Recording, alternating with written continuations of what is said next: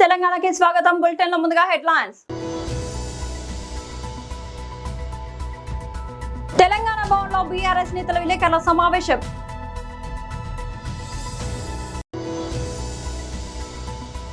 కేంద్ర మంత్రి శ్రీ జి కిషన్ రెడ్డి గారికి బీజేపీ ప్రతినిధి బృందం వినతి పత్రం సమర్పించింది.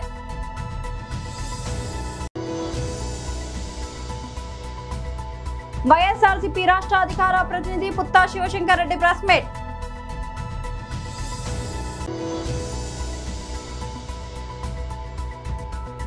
రామ మందిర విరాళాల చోరీ కేసు. తెలంగాణ భవన్లో బీఆర్ఎస్ నేతల విలేకరుల సమావేశం.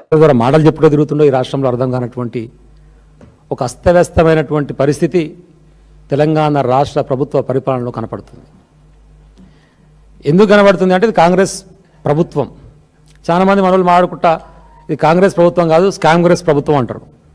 సరేలే మనోళ్ళు ప్రాస కోసం మంచిగా చెప్తారు అనుకునేది, కానీ నిజంగా ఒకటొకటి వెలికి వస్తూ ఉంటే వాళ్ళు చేస్తున్నటువంటి అరాచకాలు ఈ ప్రభుత్వంలో నిజంగానే ఏది చూసినా కూడా స్కామే. ఏదైనా తీసుకోండి మీరు, వాడొక పని చేసి సంతకం పెట్టినంటే దాంట్లో లాభాపేక్ష లేకుండా, దాంట్లో మనకు సొంతానికి సంబంధించినటువంటి వెసులుబాటు లేకుండా, పైసలు తీసుకోకుండా, కమిషన్లు తీసుకోకుండా అసలు పని అనేటువంటి జరుగుతలేదు. వాస్తవానికి సరే ఇవాళ ఒక ప్రముఖ పత్రిక కూడా ప్రచురించింది, భూభారతిలో దొంగలు పడ్డారు. కానీ సరే ఎక్కడో లోపల వాళ్ళకి ప్రేమ ఉంటుంది కాబట్టి ఒక్క భూభారతి పెట్టకుండా ధరణి అని పెట్టి ఆబ్లికి పెట్టి భూభారతిలో దొంగలు పడ్డారు. ఎక్కడ ధరణి పోయి నాకు అర్థం కాదు. ఎక్కడ న్యాయం ఇది? ధరణిని తీసేస్తేవి. ఇప్పుడు ఫోర్స్లో ఉన్నది ఓన్లీ భూభారతి. 100% వాస్తవం ఏంటంటే భూభారతిలో దొంగలు పడ్డారు. మరి ఆ దొంగ ఎవరు? ప్రభుత్వమే దొంగనా? ప్రభుత్వంలో పాత్ర వహిస్తున్నటువంటి ప్రజాప్రతినిధులు దొంగలా? ప్రభుత్వంలో ఎగ్జిక్యూషన్ పాత్రలో పోషిస్తున్నటువంటి అధికారులు దొంగలా? అసలు ప్రభుత్వానికి అధికారులకు సంబంధం లేకుండా ఇంకేదన్నా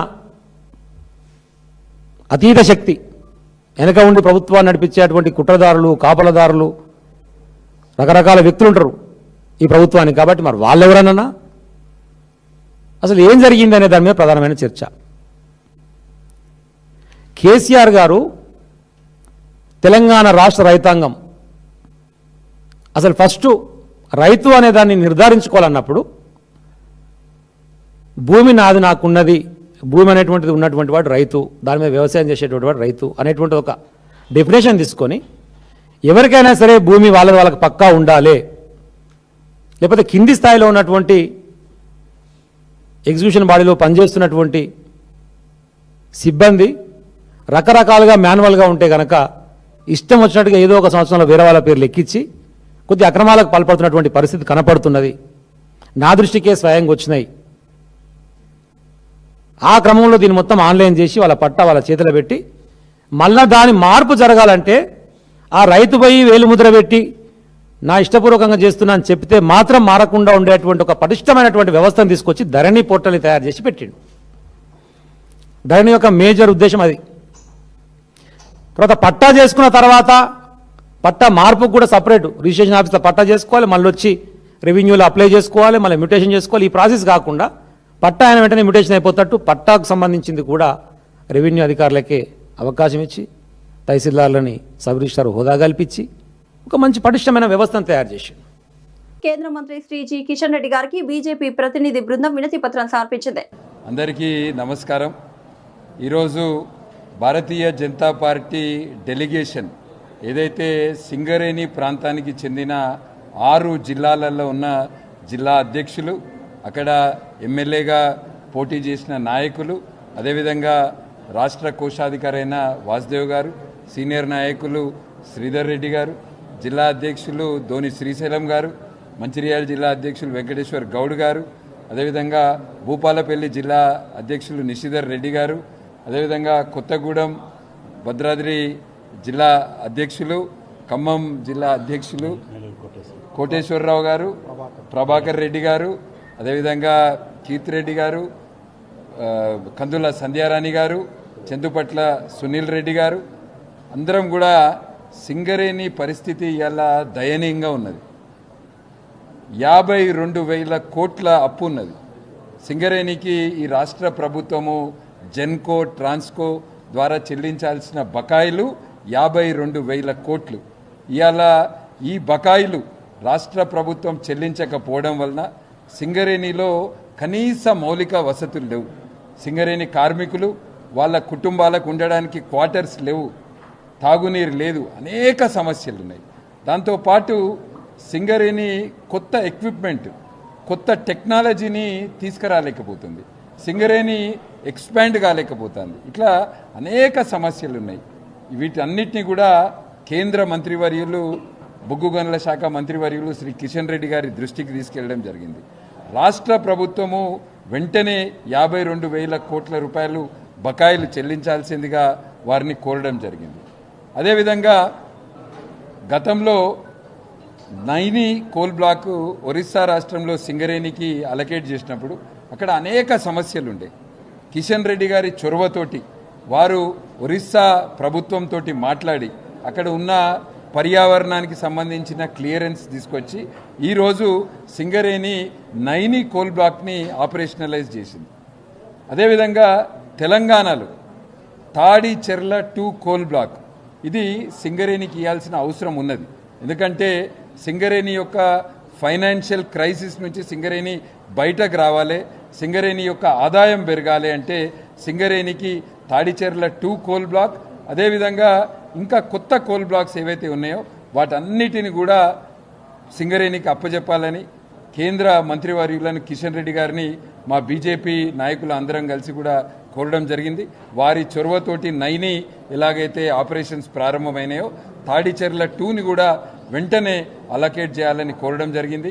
అదేవిధంగా ఇటీవల ఏదైతే 40 లక్షల మెట్రిక్ టన్నుల బొగ్గు మాయమైంది, దానికి సంబంధించి సింగరేణికి 1,600 కోట్ల రూపాయల నష్టం జరిగింది. దీని గురించి మా భారతీయ జనతా పార్టీ డెలిగేషన్ ఎమ్మెల్యేలు 6 ఎమ్మెల్యేలు, ఒక ఎమ్మెల్సీ గారు వస్తే శ్రీరాంపూర్ ఓపెన్ కాస్ట్ మైన్లో వారిని కనీసం చూడడానికి కూడా లోపలికి పంపకుండా వారిని అరెస్ట్ చేయడం జరిగింది. ఈ విషయంలో కూడా కిషన్ రెడ్డి గారు దానికి సంబంధించిన అధికారులతోటి మాట్లాడాలి. అదేవిధంగా కార్మికులకు సంబంధించిన సమస్యలు, ఏలియస్ పేర్లు మార్చుకోవడానికి అవకాశం ఇస్తామని గతంలో ఉన్న బీఆర్ఎస్ ప్రభుత్వం చెప్పింది, ఇప్పుడున్న కాంగ్రెస్ ప్రభుత్వం ఎన్నికల సమయంలో చెప్పింది. ఆ ఏలియస్ పేర్లు మార్చుకోవడానికి అవకాశం ఇవ్వకపోవడం వల్ల అనేక మంది కార్మికులు ఇబ్బంది పడుతున్నారు. ఎన్నికల సమయంలో కార్మికులకు 2 గుంటల భూమి ఇస్తామన్నారు, కొత్త క్వార్టర్లు కట్టిస్తామన్నారు. సింగరేణిని 10 సంవత్సరాలు బీఆర్ఎస్ పార్టీ దోచుకున్నది, ఇప్పుడు ఈ 2.5 సంవత్సరాల నుంచి కాంగ్రెస్ పార్టీ దోచుకుంటుంది. వీటన్నిటిని కూడా కేంద్ర మంత్రివర్యులు కిషన్ రెడ్డి గారి దృష్టికి తీసుకెళ్లడం జరిగింది. మా భారతీయ జనతా పార్టీ తరఫున తాడిచెర్ల 2 కోల్ బ్లాక్, అదేవిధంగా కొత్త కోల్ బ్లాక్స్ ఎక్కడ ఉన్నా కూడా సింగరేణికి ఇవ్వాలని వారిని కోరడం జరిగింది. వైఎస్ఆర్సీపీ రాష్ట్ర అధికార ప్రతినిధి Putta Sivasankar Reddy press meet. Media మిత్రులందరికీ నమస్కారములు. కూటమి ప్రభుత్వం వచ్చిన తర్వాత ప్రమాణ స్వీకారం చేయక ముందే రాష్ట్రంలో పంచభూతాలని దోచుకోవడానికి బీజం వేశారు. ముఖ్యంగా ఈ న్యాచురల్ రిసోర్స్ అయినటువంటి ఇసుకను మొదలు పెడితే వైఎస్ఆర్ కాంగ్రెస్ పార్టీ జగన్మోహన్ రెడ్డి గారి హయాంలో ప్రభుత్వంలో ఉన్నప్పుడు ఇసుక పాలసీ తెచ్చి పేదవాడికి ఇసుకను ఫ్రీగా ఇస్తూ ప్రభుత్వమే దాన్ని మేనేజ్ చేస్తూ రీచులని సంవత్సరానికి 750 కోట్ల రూపాయలు, అంటే దాదాపు 5 సంవత్సరాల్లో 4,000 కోట్ల రూపాయలు ప్రభుత్వానికి ఆదాయము చేకూర్చగా, తర్వాత వర్షాకాలం ఏదైనా కూడాను వచ్చినప్పుడు ముందే ప్రిడిక్ట్ చేసేసి ఆ ఇసుకని రీచ్లు తయారు చేసేసి ఆ ఇసుకని ఈ వర్షాకాలంలో ఎక్కడా కూడా కన్స్ట్రక్షన్ రంగం కానీ ఏది కూడా ఇబ్బంది పడకూడదనేటువంటి ఉద్దేశంతో వాటిని ఒక స్టోరేజ్ పాయింట్ పెట్టి అక్కడి నుంచి ఇచ్చేవాళ్ళు. ఎప్పుడైతే కూటమి ప్రభుత్వము అధికారంలోకి రాగానే జగన్మోహన్ రెడ్డి గారి హయాంలో ఉన్నటువంటి 80 లక్షల టన్నుల ఇసుకని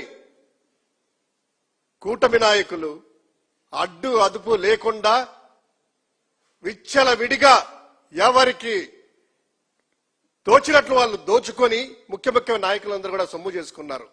అప్పటి నుంచి ఈ ఇసుక దోపిడీకి మొదలెట్టి తర్వాత ఏ ప్రాంతంలో అయినా కృష్ణా నదీ పరివాహ ప్రాంతం అయితేనేమి, అదేవిధంగా అటు సైడ్ పెన్నా గాని సోమశిల గాని ఎక్కడ చూసినా కూడా మట్టి, ఇసుక, ఇష్టం వచ్చినట్లు పర్యావరణాన్ని పాటించకుండా, సుప్రీంకోర్టు ఉత్తర్వులు పాటించకుండా, ఎన్జిటి ఉత్తర్వులు పాటించకుండా అడ్డంగా ఇష్టం వచ్చినట్లు పెద్ద పెద్ద మెషినరీ ద్వారా, డ్రెడ్జ్లెస్ ద్వారా, అదేవిధంగా ఇటాచీ లాంటి ప్రొక్లైనర్స్ పెట్టి టిప్పర్ల ద్వారా రోజుకి ఒక్కొక్క రీచ్ నుంచి వందలాది టిప్పర్లు పెద్ద పెద్ద లారీలలో 20 టన్నుల లారీలలో తీసుకెళ్తా ఉంటే కనీసం అంటే ఎవరు కూడా ప్రభుత్వంలో, ప్రభుత్వ అధికారి కానీ, ప్రభుత్వ మంత్రులు కానీ, ప్రభుత్వ పెద్దలు కానీ కనీసము అడ్డుకునే పరిస్థితి లేదు. ఎందుకంటే ఈ చోద్యం చేసేదంతా చూసేదంతా పెద్దలు మాత్రమే కాబట్టి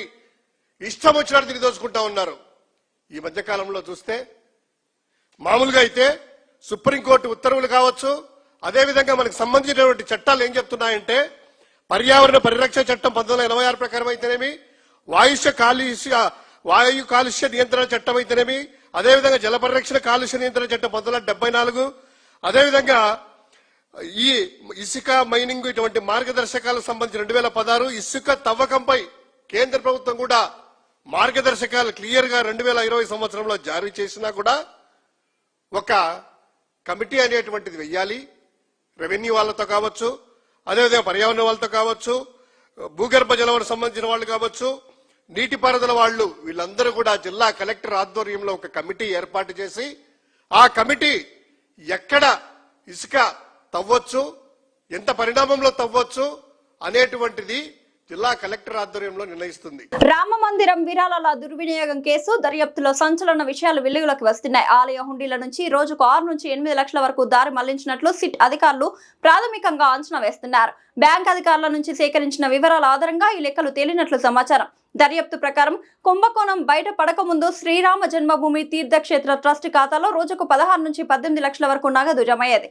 కేసు వెలుగులోకి వచ్చిన తర్వాత అదే మొత్తం 24 నుంచి 26 లక్షలకు పెరిగినట్లు బ్యాంక్ అధికారులు సిట్ కు వివరించారు. ఈ వ్యత్యాసాన్ని బట్టి రోజు భారీ మొత్తంలో నగదు మాయమైనట్లు అధికారులు అనుమానిస్తున్నారు. ఆలయ హుండీల్లోని నగదు లెక్కింపు బాధ్యతను ఎస్బీఐ నిర్వహిస్తోంది. ఇందుకోసం ఓ ప్రైవేట్ ఏజెన్సీ సేవలు తీసుకుంది. ఈ ప్రక్రియలో ఎస్బీఐ సిబ్బంది పాత్రపైన సిట్ దృష్టి సారించింది.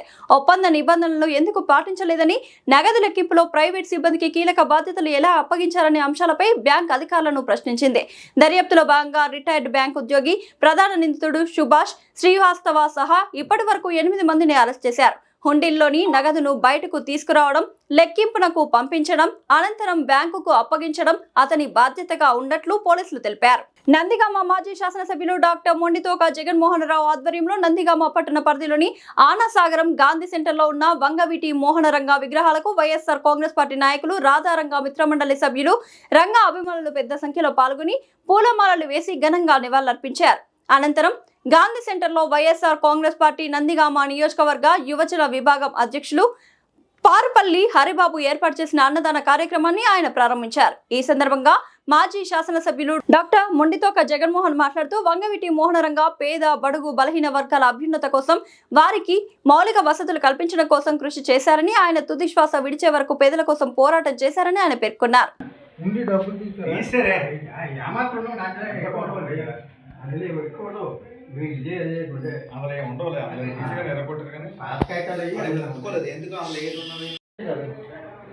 ఏదైనా పండగ కూడా చేస్తాం.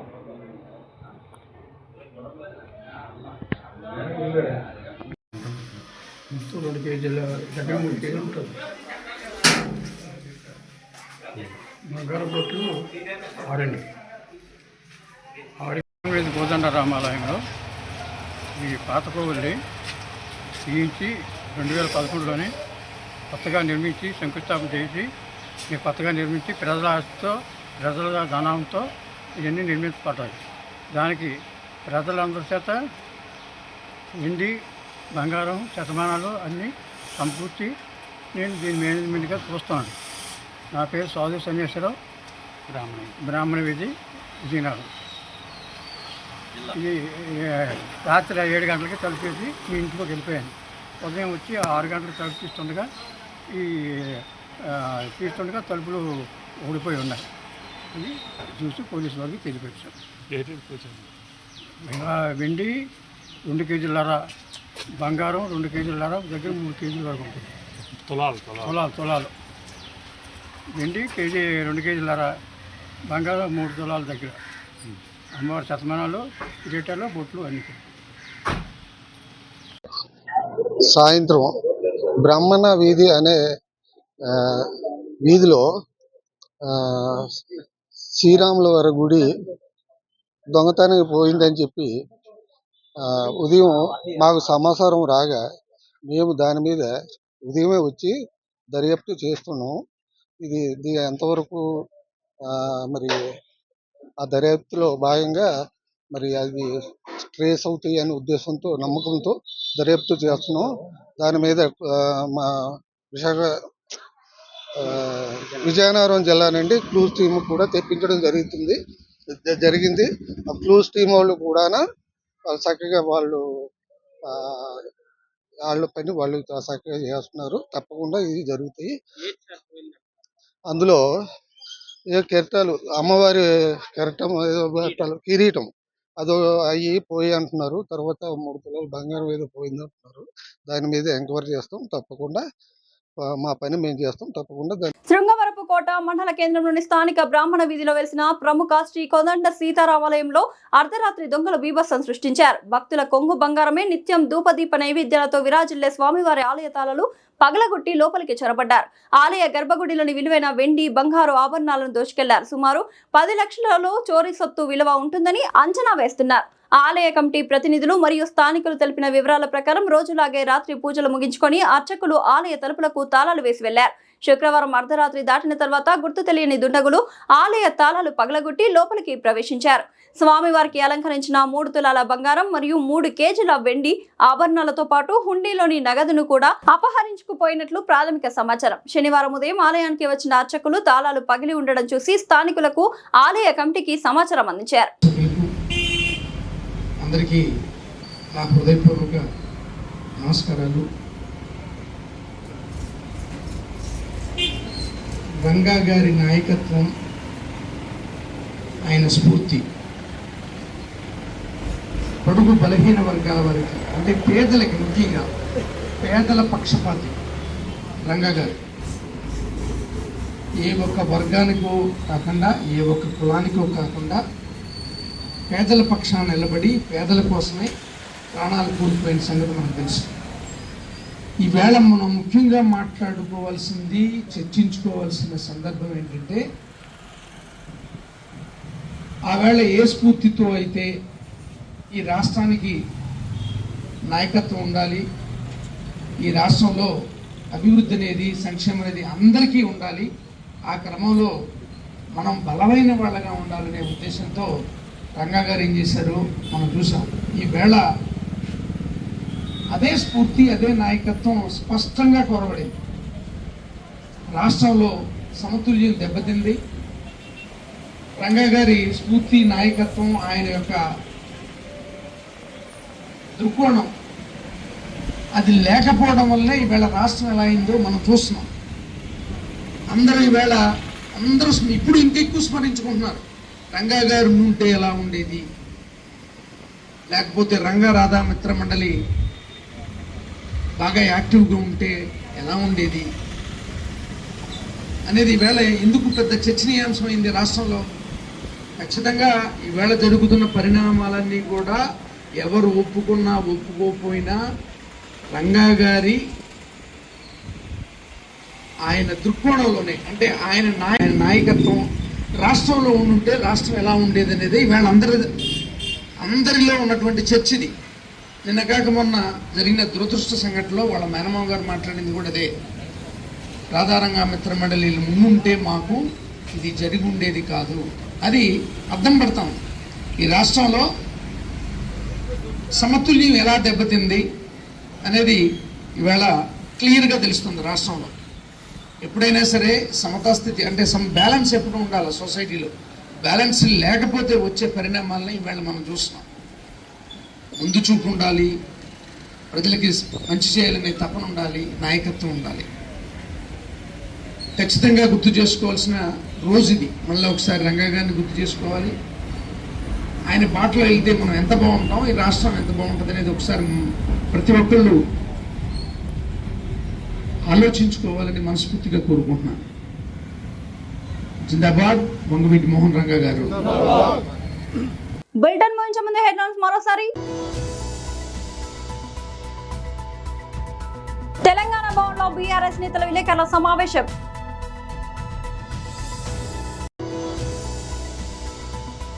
కేంద్ర మంత్రి శ్రీ జి కిషన్ రెడ్డి గారికి బీజేపీ ప్రతినిధి బృందం వినతి పత్రం సమర్పించింది.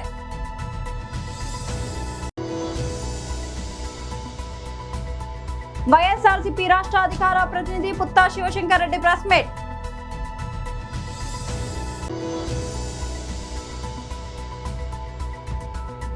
రామ మందిర విరాళాల చోరీ కేసు. ఇది వాళ్ళ బులెటిన్ అప్డేట్. మరొక బులెటిన్ మళ్ళీ కలుద్దాం. అంతవరకు సెలవు.